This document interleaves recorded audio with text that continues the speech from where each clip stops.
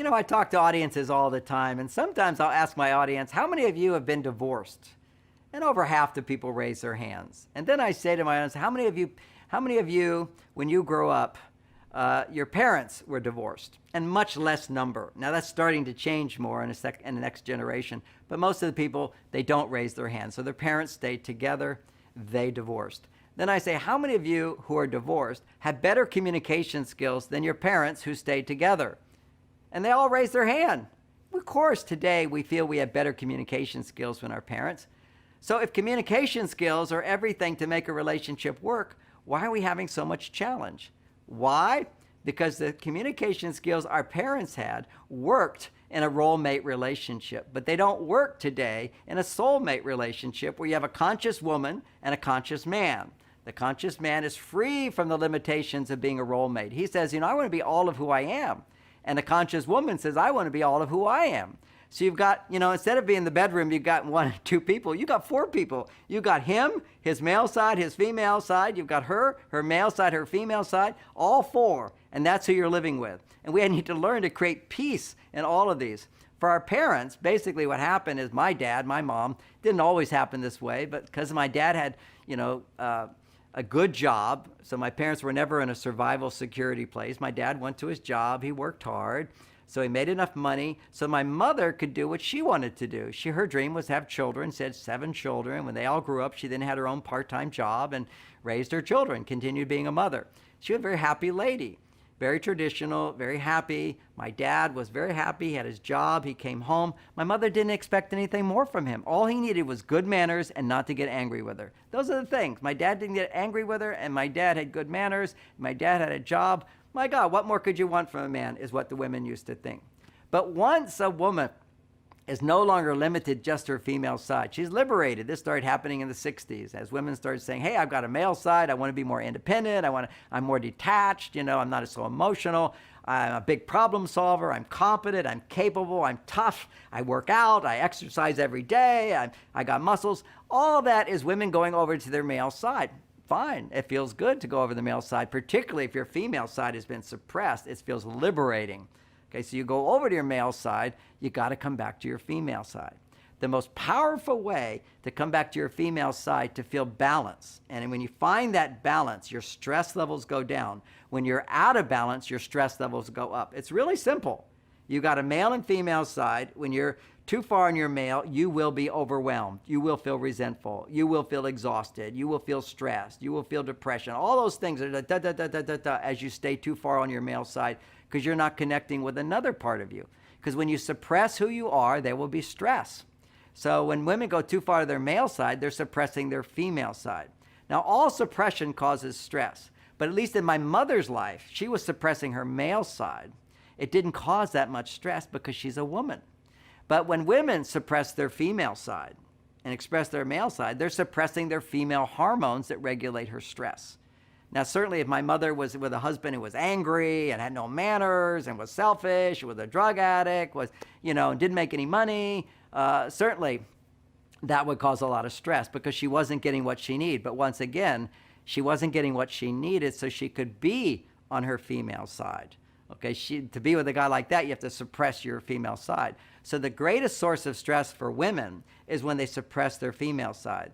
The greatest source of stress for men is when they suppress their male side. And that happens more and more when men can go to their female side and women can go to their male side. We're more stressed than ever before. So what's the answer? Is helping women, you have the power, is you come back to your female power by doing one of the things that's more feminine than anything else you can do. And that is sharing. That is basically emotionally undressing. That's opening yourself up. That's letting a man hear and see with respect. He has to listen with respect, with empathy, with compassion, with understanding. When you can unfold the layers of who you are in the presence of a man, that's what intimacy is about. And when women, you're feeling like, oh, I want to know what he's feeling. I want to know what he's thinking. What you're really needing at those times is for him to know what you're feeling, what you're thinking. It's for him to go into you, not for you to go into him. You can go into him, you'll feel connection, and then you'll get turned off to him. He'll be like this wimp, needy person. It's like having a girlfriend, but you're dependent on that girlfriend and you can't get nothing. Instead, he goes into you. You feel like, oh my gosh, I feel more feminine. I feel happier. I feel safe. But you have to feel safe enough, and you have to trust. And trusting is to risk.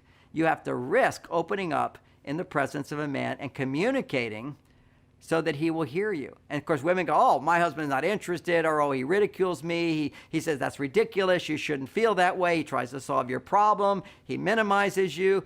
Why? Because he doesn't understand that this is your female side.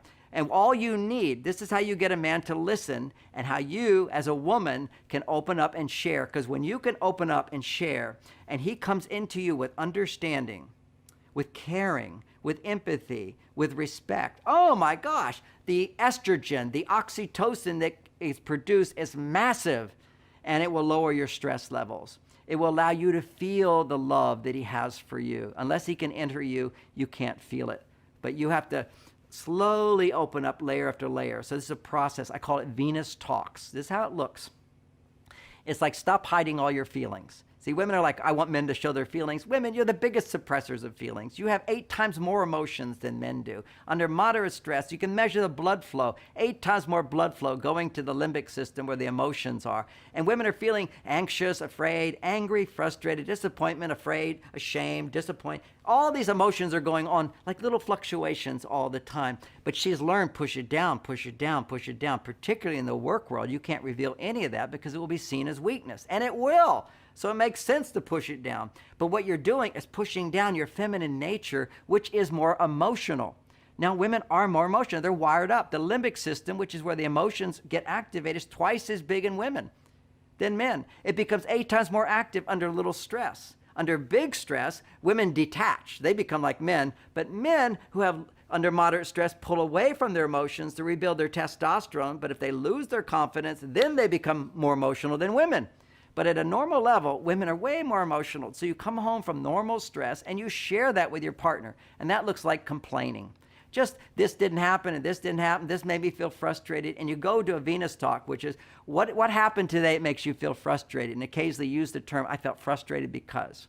Then you talk about what happened that was disappointing. And I feel disappointed because. And then you go into what your concerns and anxieties and stresses are. And then I felt concerned that, or I feel concerned that.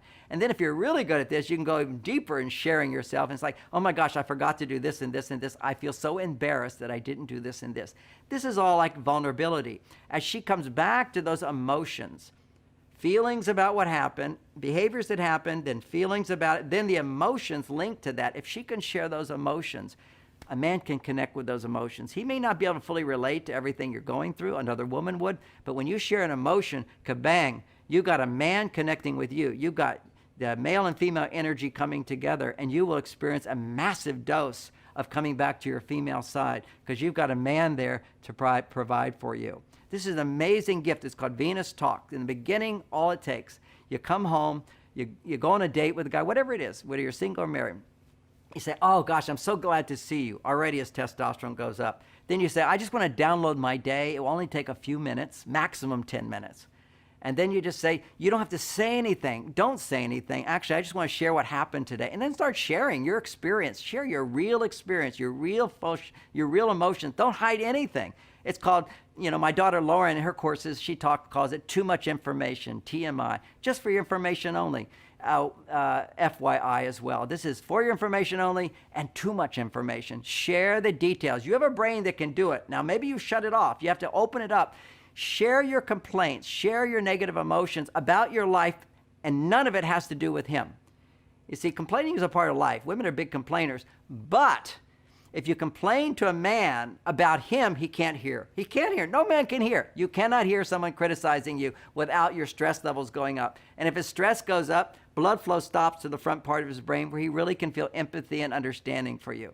So forget about ever complaining to him.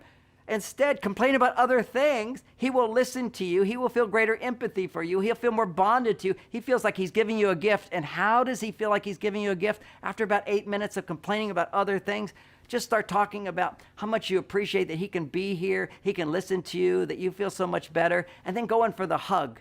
And just go in for a hug. Give him a little, count to 3. 1, 2, 3, just let it connect in. And then say thank you. And if you're at home, walk into another room. Why do you walk into another room? because you don't want him to try to fix or solve anything. You want him to be in that space where he goes, what just happened? I did nothing and she thanked me. I made her happier. She feels better. I like this. And over time, he really learns to listen and trust that she has the power to explore what her negative feelings and come out on the other end and be positive. And by his listening, he helps that process. And he can. It's a tremendous experience of intimacy. And when he does it, he listens. The most masculine thing, the most testosterone-producing thing a man can do is actually to be silent and listen. And for a woman, the most feminine thing she can do is to express how she feels. For a man, also, the most feminine thing he can do is to express how he feels. What, I feel like this, or I feel like this, or I feel like that, and complain.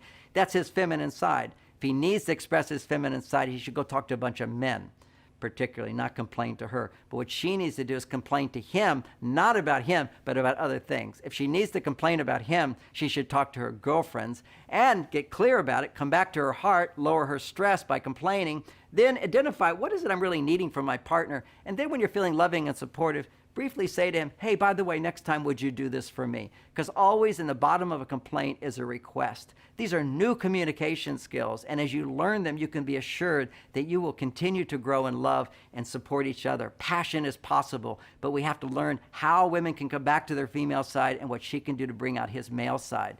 And as she understands these new challenges of the conscious man, the conscious woman can get what she needs as well.